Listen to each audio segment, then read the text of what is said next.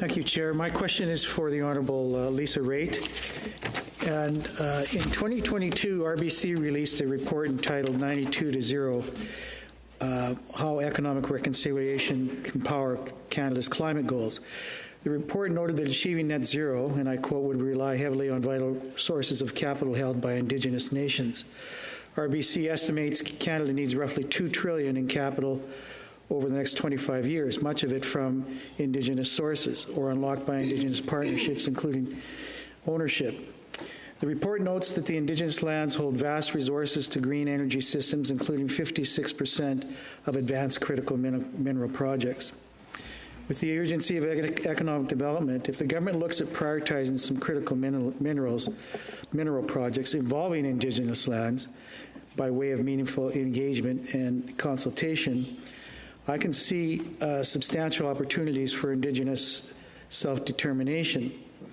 And if you've been following the procedures thus far, there's some concerns about this meaningful engagement and consultation.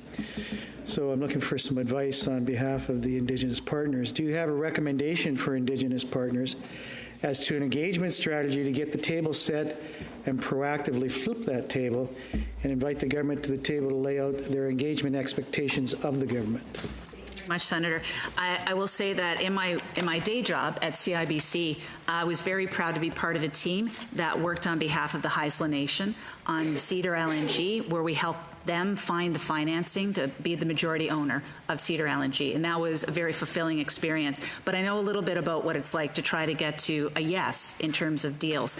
The government is giving themselves power to be able to move these national projects along, but that's only paper power. What the power really resides in is having the proponent and the Indigenous community to be partners, quite frankly. And it's up to the Indigenous community if they would like to be an equity partner or they don't want to be an equity partner. It's completely their own decision-making on it.